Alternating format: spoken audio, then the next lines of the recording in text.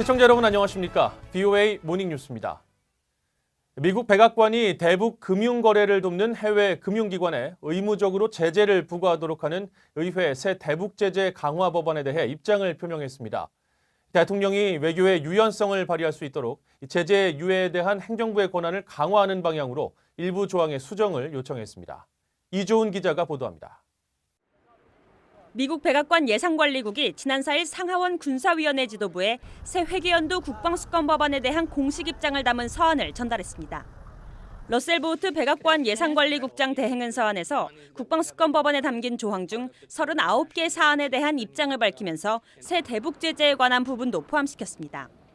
지난달 7월 상하원을 통과한 국방수권 법안에 담긴 오토원비어 대북 은행 업무 제한 법안에 관한 겁니다.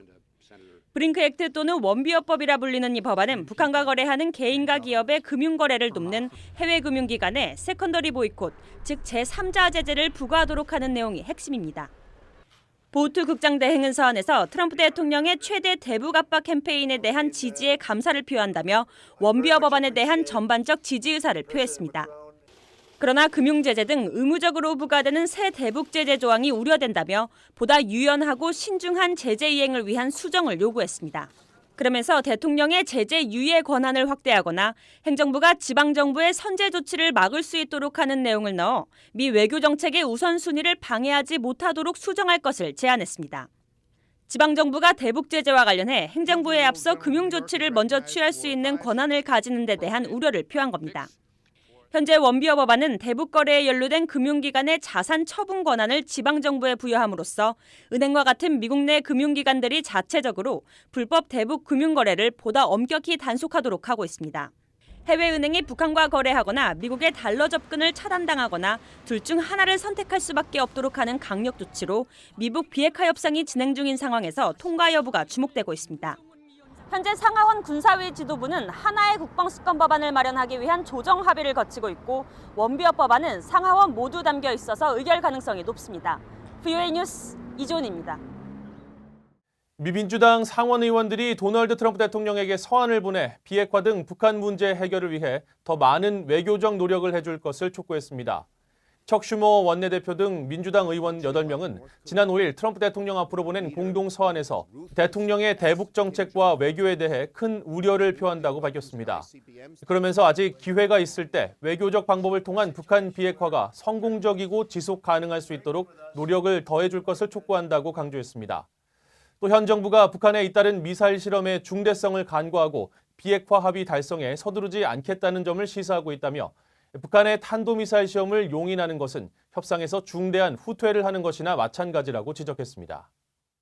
유엔 안보리 대북제재위원회가 북한의 제재 위반 사항들을 공개했습니다. 북한은 지난 4개월간 120여 차례 북한 석탄을 해외로 수출했다고 지적했고 북한의 해킹 공격으로 한국이 약 7천만 달러의 피해를 입었다는 내용도 적시했습니다. 함지하 기자가 보도합니다. 유엔 안보리 대북제재위원회 전문가 패널은 5일 공개된 대북제재 중간 보고서에서 북한이 바지선을 이용해 석탄 운송을 계속하고 있다며 이를 새로운 제재 회피 기법으로 지적했습니다. 북한 선박들이 남중국해에서 석탄을 부선, 즉 바지선으로 옮겨 싣는 장면과 함께 이후 이들 바지선들이 이 해역에서 멀지 않은 강커우구의 한 항구에서 석탄을 하역하는 모습도 공개됐습니다. 정식 입항이 불가능해 바지선을 이용한다는 겁니다.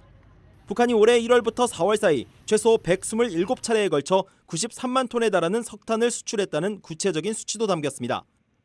북한 노동당 39호실 고위 간부를 지낸 리정호 씨는 최근 BOA에 석탄 등 북한의 제재 품목 반출이 증가하고 있다고 밝혔습니다. 북한산 석탄이 중국 남방 지역에 많이 수출되고 있고 금과 수산물을 비롯한 밀수가 늘어나고 있어요. 보고서는 또 지난 2월 남포에서 발견된 베트남 국적 유조선은 싱가포르에서 출항하면서 한국 울산을 목적지로 신고했지만 남포에서 정제유를 하역했다고 밝혔습니다. 지난해 북한산 석탄의 최종 구매자로 지목된 한국 업체 A사가 또 다른 북한산 석탄 수입을 시도해 현재 조사를 받고 있다는 내용도 지적됐습니다. 북한 미술품 거래도 적시돼 지난해 말 평양 방문 후 복귀한 한국 사업가들이 만수대 창작사 미술품을 사오다 압류당한 사실도 포함됐습니다. 한국 정부는 19점의 미술품 중 10점을 압류하고 9점은 다른 나라로 옮겨졌다고 전문가 패널에 통보했습니다. 이런 가운데 한국은 북한의 해킹 공격을 받은 17개 나라 가운데 피해 건수가 10건으로 가장 많은 나라로 꼽혔습니다. 특히 한국의 암호화폐 교환소인 빗썸은 2017년 2월과 7월, 지난해 6월, 올해 3월 등 총 4번의 공격을 받아 최소 6천여만 달러를 잃었습니다. 보고서는 이런 방식으로 북한의 해킹 공격으로 한국이 입은 피해 금액이 7,200만 달러에 달한다고 밝혔습니다. BOA 뉴스 함재합니다. 한반도로 북상하고 있는 태풍 링링의 영향으로 북한에도 적지 않은 피해가 예상되고 있습니다. 그러나 북한의 재난 대비 상태는 매우 취약한 것으로 나타났습니다. 국제사회는 북한 정부가 과도한 군사비를 주민의 안전체계 구축을 위한 자금으로 돌릴 필요가 있다고 권고하고 있습니다. 김영권 기자가 보도합니다. 유엔 인도주의 업무조정국은 지난 3월 발표한 북한 보고서에서 자연재해를 별도로 편성해 북한의 재난 대비 상태가 매우 취약하다고 경고했습니다. 유엔의 재난 위험관리 순위에서 북한은 세계 191개 나라 가운데 39번째로 대비 상태가 취약하다는 지적입니다. 특히 지난 2004년에서 2018년 사이 가뭄과 홍수 같은 자연재해로 북한 주민 660만 명이 타격을 받았다고 지적했습니다. 유엔 재난위험 경감사무국과 벨기에 루뱅대학교 재난역학연구소가 올해 발표한 공동보고서를 보면 북한은 지난해 세계에서 자연재해 사망자가 가장 많은 9번째 국가로 꼽혔습니다. 또 지난 20년간 자연재해로 연간 국내 총생산 GDP의 7.4%를 잃었다는 지적도 제기됐습니다. 유엔 인도주의 업무조정국은 북한 보고서에서 자연재해가 각종 질병까지 유발시켜 주민의 식량과 영양에 부정적 타격을 준다고 우려했습니다. 자연재해에 대한 정부의 위험관리 능력도 북한은 매우 취약한 것으로 나타났습니다. 특히 재난 대응에 관한 사회 기반 시설과 수습 대처 능력은 세계 바닥권인 것으로 파악됐습니다. They have not had a lot of early warning system, disaster risk management system. Two, people have to have the ability to move. So, for example, you say, okay, you need to evacuate, go, get in your car, jump on a train, take a bus. They cannot do things like this. 스웨덴 국제개발협력처는 과거 보고서에서 비슷한 문제를 지적하며 북한 정부가 계속 핵무기를 개발하며 국가 자원의 초점을 군사비에 맞춘다면 이런 재난과 인도적 상황이 개선될 여지는 적다고 밝혔습니다. 소바주 전 소장은 북한 정부가 모든 사안을 안보와 직결시키고 있는 만큼 핵 문제와 함께 인도주의와 인권 등 여러 사안을 한 바구니에 담아야 인도주의 사안도 진전이 있을 것이라고 강조했습니다. BOA 뉴스 김영권입니다.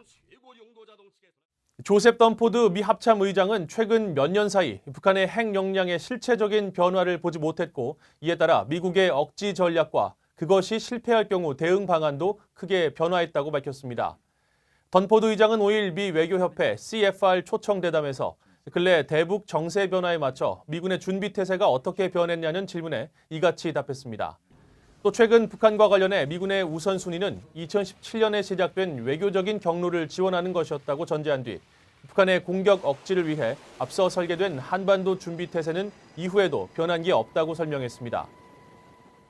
미 인도태평양 사령부 작전참모부의 제프리 정보국장은 한반도 조기 경보 체계가 최근 크게 수정됐다고 밝혔습니다.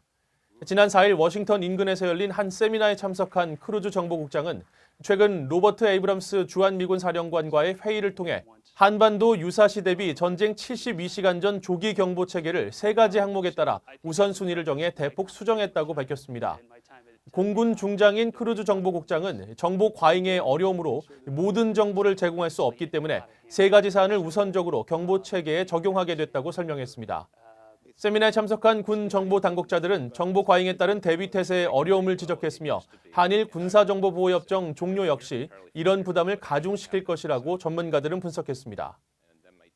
러시아는 유엔 안보리 대북 결의에 따라 자국 내 북한 노동자들을 올해 안에 모두 돌려보내겠다고 북한 주재 러시아 대사가 밝혔습니다. 알렉산드르 마체고라 대사는 5일 러시아 언론과의 인터뷰에서 올해 12월 22일 이후 러시아에는 북한 노동자가 한 명도 없을 것이라며 러시아는 안보리 결의에 따른 의무를 엄격하게 준수하고 있다고 말했습니다. 또 러시아에서 노동 비자를 가지고 일하는 북한 국적자들 수가 이미 많이 줄었다면서 현재 10,000명 미만일 것이라고 설명했습니다. 앞서 러시아는 자국 내 3만 23명의 노동자 가운데 18,533명을 북한으로 돌려보냈다고 밝힌 바 있습니다.